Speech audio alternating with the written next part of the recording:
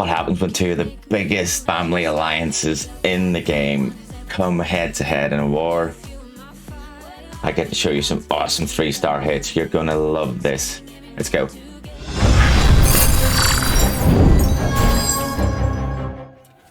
So this is what happened when these two went head to head. I mean, that's a massive 3-star difference, 143 stars to 115. It was amazing to see it. I streamed the last 2 hours and a half, I think, live, so I got to see some amazing attacks. I'll pick 4. I'll show you 4 of my favorites that I haven't shown on another platform yet. Let's get straight into it. Evil Spirits up first with a nice BlizzLalo. Now, whenever I do BlizzLalo, I always tell people, don't drop the Blizzard in the same department as the Town Hall.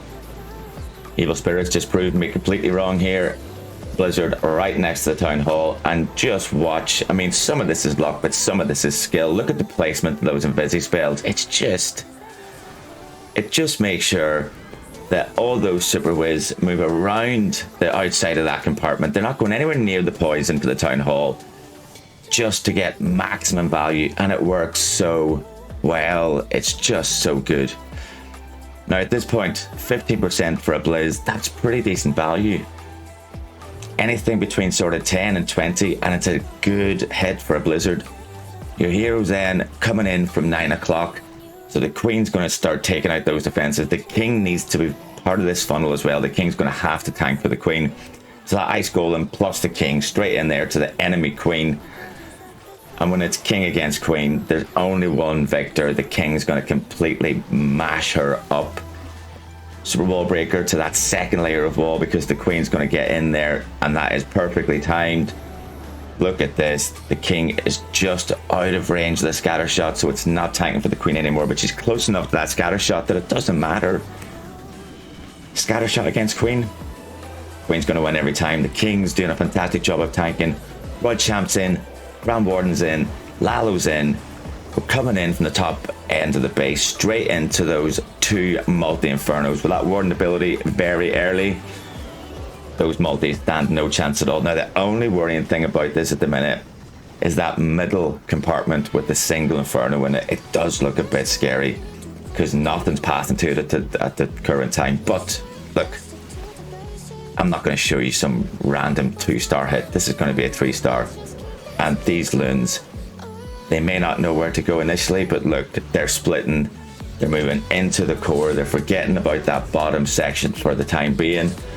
And they've got the single inferno. And there's about 10 loons left up. Oh, just dropped about 3 of them. But it's okay. We still got the Queen with her ability walking around. The loons are doing some damage to that bottom compartment, but those freeze spells, it just wasn't enough. Loons were far too damaged from all those traps in the core. But with the Queen's ability, there's nothing left on the base that can stop this from being a 3. So this was really, really strong Evil Spirit.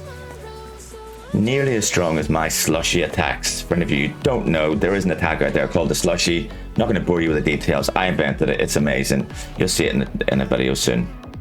Let's have a look at another hit. Now, Hyan's got something really nice for us. I don't see loads of these triple clone hydra attacks at the minute. I'm seeing loads of bam super drag hits. I'm seeing loads of super bowler hits actually are quite common now in the meta. I don't see a lot of these triple clone hydras. Now 3 clone spells, that's 9 spell spaces, that's a lot. So you're hoping for a lot of value from it. I'll be honest with you, Hyan doesn't get the kind of value that you'd want from 3 clone spells in this, but just the strength of those robodrags carries the rest of this attack through. You'll see what I mean. King in at 6 o'clock. Now the King was supposed to go straight in and get that multi-inferno. Didn't go for it straight away. Had it freeze up. So we've wasted a free spell, but that's okay. The King's going to make its way in.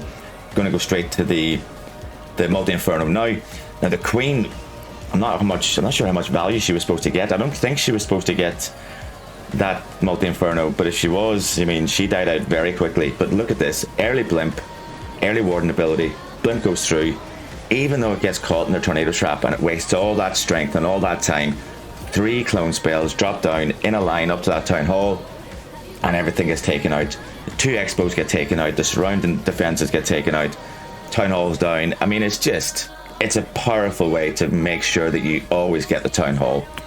So if you're a bit nervy in CWL and you're not really sure that you're going to manage to get the town hall, you'd only go for a safe blimp straight to the town hall. You want to go across base. Try this. The clone spells really help out, because if you can place them moving up towards it, it just takes a lot of the pressure off. But this attack's going really strong. It may look like there's not much left on the board, but those 3 robodrags are so powerful. Still got the Royal Champion walking around. Now, as long as she stays away from the enemy king, she's golden. And that's the last defense down, so she's just going to start helping clean up the rest of the base now with the rest of the robodrags. Still got a normal dragon, and we still got a sneaky walking around helping out as well. So really strong attack. Didn't look like the first sort of 30 seconds we were getting the value that we wanted, but cleaned up nicely and reacted to what was happening on the board. Well done, Hyan. GG, my friend, well done. Let's have a look at another one.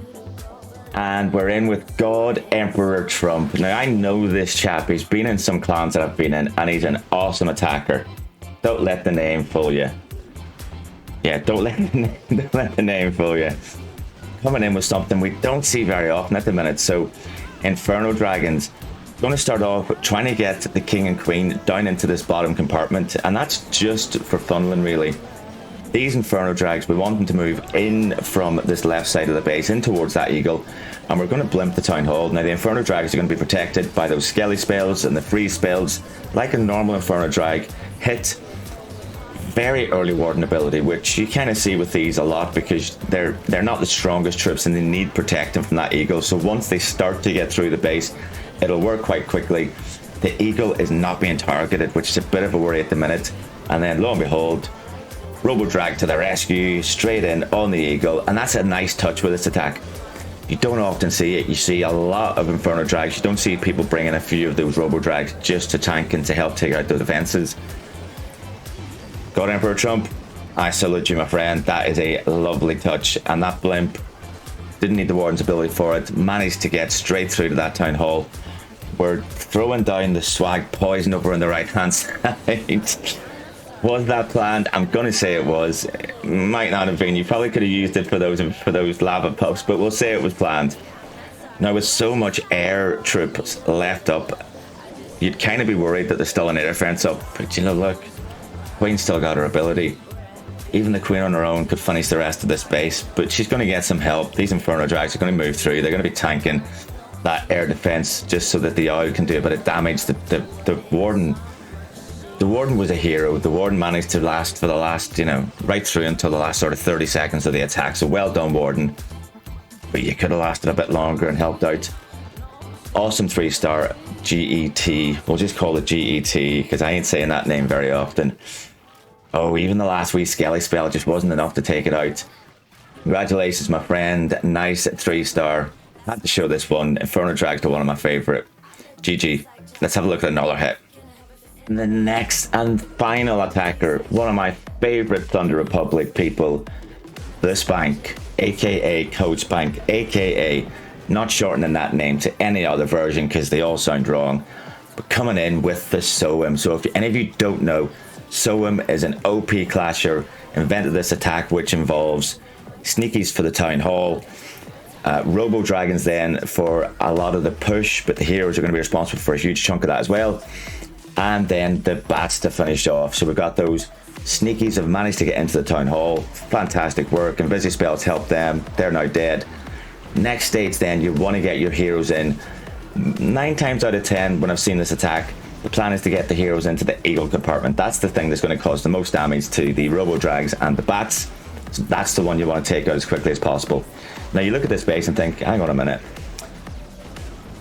There's 2 multi-infernos. Why are we going with bats? Like, that's mental. But that's partly what the log launcher's for.